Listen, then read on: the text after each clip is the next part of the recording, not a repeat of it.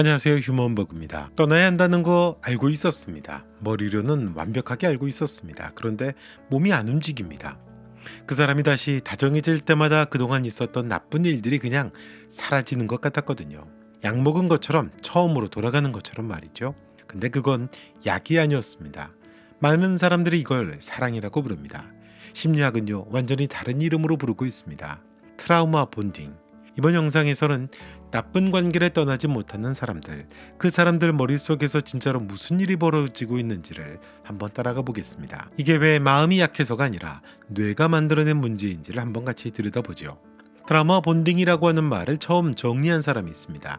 1997년 미국의 심리학자 패트릭 카네스라고 하는 분인데요. 더 비트레이얼 반드입니다. 우리말로 하면 배신의 유대 정도 되는 책에서 이 개념을 처음 잡았습니다. 카네스 박사가 뭐라고 했냐면요. 아프게 하는 거랑 잘해주는 거, 이 두 가지가 번갈아 반복되는 관계 안에서 피해자가 가해자한테 비정상적으로 묶여버리게 되는 마음의 끈, 이게 바로 트라우마 본딩이라고 하는 겁니다. 여기에 꼭 필요한 조건이 두 개가 있습니다. 하나는 관계 안에서 한쪽이 확실히 더 센 힘을 갖고 있다는 겁니다. 두 번째는 나쁘게 군 다음에 가끔씩 다정하게 해준다는 겁니다. 이 두 가지가 동시에 맞물리게 되면 사람 마음속의 애착 시스템이 납치를 당합니다. 스톡홀름 증후군이랑 헷갈리는 분들이 많은데 좀 다릅니다. 스톡홀름 증후군은 피해자가 가해자 편을 들게 되는 건데 트라우마 본딩은요, 자기가 당하고 있다는 걸 알고 있습니다. 알면서도 돌아가는 겁니다. 그러니까 주변 사람들이 이해를 못하죠. 왜 안 떠나? 이 질문 자체가 이 현상을 완전히 잘못 보고 있는 겁니다. 떠나지 못하는 건 사랑 때문이 아닙니다. 뇌가 떠나지 못하게 붙잡고 있는 겁니다. 이걸 제대로 이해하려면 뇌 안에서 무슨 일이 일어나고 있는지를 좀 알아야 합니다. 나쁜 일이 벌어지는 순간에 뇌는 위험을 알아챕니다. 뇌에서 무서움을 느끼는 부분이 켜지게 되고 몸 전체에 비상벨이 울리죠. 그러면 스트레스 호르몬 코르티솔이랑 아드레날린이라고 불리는 물질들이 막 쏟아집니다. 심장이 빨라지고 몸이 굳고 차분하게 생각하는 뇌의 앞부분 기능이 확 떨어지게 됩니다. 이게 위험 모드입니다. 근데 여기서 중요한 반전이 생깁니다. 나쁜 일이 멈추고 그 사람이 갑자기 다정해지는 순간 뇌가 완전히 다른 물질들을 쏟아내기 시작하거든요. 기분 좋게 만드는 도파민, 누군가랑 연결되는 느낌을 주는 흔히 사랑의 호르몬이라고 불리죠. 옥시토신, 아픈 걸 줄여주는 우리 몸의 천연진통제 엔도르핀. 여기서 문제가 뭐냐면요. 엄청나게 무서운 상황 바로 직후에 느끼게 되는 안도감은 평소에 느끼는 편안함이랑 비교가 안 됩니다.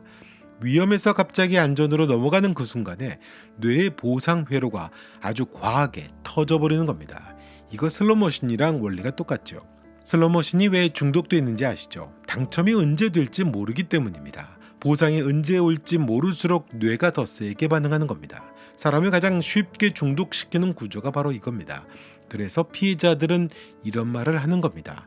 좋을 때는 정말 좋아요. 그때 그 사람은 진짜였다고 믿어요. 그 순간만 돌아오면 나머지는 견딜 수 있을 것 같았습니다. 이건 사랑 고백이 아니죠.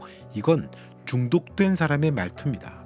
트라우마 본딩은 하루아침에 만들어지지 않습니다. 7단계에 걸쳐서 아주 천천히 쌓여갑니다. 첫 번째는 사랑 폭격입니다.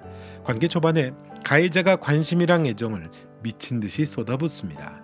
운명적인 만남이라고 하는 착각을 심어주고 상대가 뭘 원하는지 아주 귀신같이 읽어내서 완벽한 사람처럼 굴죠.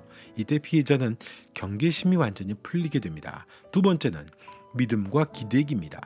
사랑 폭격으로 생긴 유대가 깊은 그런 감정적 의존으로 넘어가는 겁니다. 뭔가 결정을 할 때 그 사람한테 먼저 물어보게 되거든요. 이 의존이 앞으로 벌어질 모든 일의 밑바탕이 됩니다.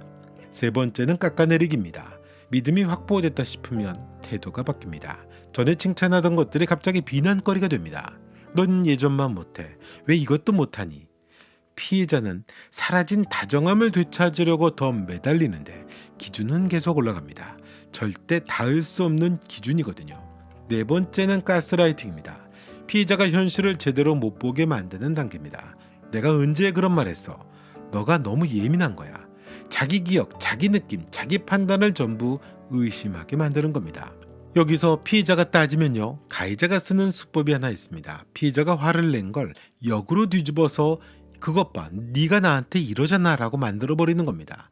내가 맞았는데 내가 가해자가 되는 겁니다. 다섯 번째는 포기입니다. 감정 에너지가 바닥이 나죠. 저항할 힘이 없습니다. 당하고 있다는 건 아는데 자존감이 너무 무너져서 여기를 나갈 수 있다는 생각 자체를 못하게 됩니다. 이 단계에서는 오히려 결혼이나 아이 같은 그런 관계를 더 깊이 묶는 결정이 내려지기도 합니다. 여섯 번째는 나를 잃어버리는 겁니다. 오랜 시간 이런 일을 겪고 나면 원래 자기가 어떤 사람이었는지를 잊어버려요. 뭘 좋아했는지, 뭘 중요하게 여겼는지, 어디까지 참아야 하고 어디서부터 안 되는지 그 선 자체가 사라지게 됩니다. 나 원래 어떤 사람이었지? 이 질문조차도 낯설어지는 거죠. 일곱 번째는 감정적 중독입니다. 나쁘게 굴고 다정해지고 또 나쁘게 굴고 또 다정해지고 이 반복이 완전히 몸에 새겨져 버립니다. 가해자가 잠깐 보여주는 친절의 중독이 돼서 그 순간을 다시 느끼려고 나쁜 일을 견디는 법을 배운다는 겁니다. 사과하면 다정해진다는 걸 아니까 잘못하지 않은 일에도 먼저 사과하게 됩니다. 이게 마지막 단계입니다. 피의자가 스스로 감옥의 문을 잠그는 순간입니다. 1967년에 미국 펜실베니아 대학의 심리학자인 마틴 셀리그만이 실험 하나를 합니다. 개들한테 피할 수 없는 전기 충격을 반복해서 줍니다. 처음에 개들은 빠져나가려고 발버둥을 쳤습니다. 그런데 뭘 해도 충격이 안 멈춘다는 걸 알고 나니까 아예 행동을 멈춰버립니다. 그리고 결정적인 장면이 나오죠. 나중에 칸막이를 낮춰서 그냥 넘으면 되게 해줬거든요. 그런데도 개들은 움직이지 않습니다. 문이 열려 있었습니다. 근데 안 나가는 겁니다. 셀리그만은 이걸 이렇게 불렀죠. 배워버린 무기력, 학습된 무기력이라고 했습니다. 트라우마 본딩 피의자한테도 같은 일이 벌어지는 겁니다. 나쁜 일이 반복되면서 내가 뭘 해도 달라지는 건 없어라고 하는 믿음이 깊이 박혀버린 거거든요. 누가 손을 내밀어도 나갈 길이 보여도 뇌가 이미 무기력을 기본 상태로 깔아놓고 있는 겁니다. 실제 숫자가 이걸 보여줍니다. 미국의 가정폭력 상담 전화 자료에 따르면 이런 관계에서 완전히 빠져나오기까지 피해자가 시도하는 횟수 평균 7번입니다. 그리고 더 잔인한 건요. 떠나려고 할 때마다 폭력이 오히려 더 심해지는 경우가 많았다는 겁니다. 세계보건기구인 WHO가 발표한 숫자가 있습니다. 전 세계 여성 약 8억 4천만 명, 그중에 15살 이상 여성 3명 중 1명이 살면서 가까운 사람한테 몸에 상처를 입거나 성적인 폭력을 경험했다는 겁니다. 미국만 봐도 여성 3명 중에 1명 이상, 남성도 마찬가지입니다. 4명 중에 1명 이상이 가까운 사람한테 폭력을 겪고 있습니다. 이 숫자들 뒤에 떠나지 못하는 사람들이 있는 겁니다. 마음이 약해서가 아닙니다. 뇌에 보상 회로가 잡혀버린 채로 매일 아침 오늘은 다를 거야 라고 하는 거짓 희망 하나로 하루를 버티고 있는 사람들입니다. 트라우마 본딩은 누구 한 사람의 불행이 아닙니다. 이건 보이지 않는 전염병입니다. 그런데 한 가지 꼭 알아야 될 게 있습니다. 아까 그 셀리그만 실험 뒷이야기가 있거든요. 연구팀이 움직이지 않는 개들을 직접 안아서 칸막이 너머로 옮겨줬습니다. 그랬더니 개들이 거기가 안전하다는 걸 다시 배웠습니다. 그리고 그 다음부터는 스스로 칸막이를 넘습니다. 배워버린 무기력은 다시 바꿀 수 있다는 겁니다. 우리 뇌에는 신경 가소성이라는 게 있습니다. 어려운 말처럼 들리는데 쉽게 말하면 이겁니다. 새로운 경험을 하면 뇌의 모양 자체가 진짜로 바뀔 수 있다는 겁니다. 트라우마 본딩으로 굳어진 뇌의 길도 안전한 환경이랑 꾸준한 도움이 있게 되면 서서히 약해질 수 있다는 겁니다. 하루아침에 물론 되는 건 아니겠죠. 쉽지도 않습니다. 하지만 가능합니다. 그리고 그 과정의 첫 번째 단계는 지금 당신이 하고 있는 바로 이겁니다. 이름을 아는 겁니다. 이게 사랑이 아니라 트라우마 본딩이라는 걸 알아차리는 순간 안개가 걷히기 시작하는 겁니다. 내 감정이 만들어졌다는 걸 이해하는 순간 우리는 더 이상 의지가 약한 사람이 안 되는 겁니다.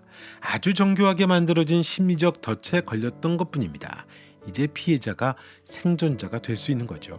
떠나지 못하는 건 당신의 잘못이 아닙니다. 하지만 이 개념을 이해하게 됐다면 이제 시작할 수 있습니다. 여러분은 어떻게 생각하시는지 여러분의 생각도 댓글로 남겨주시면 고맙겠습니다. 휴먼버그였습니다. 다음 영상에서 뵙겠습니다.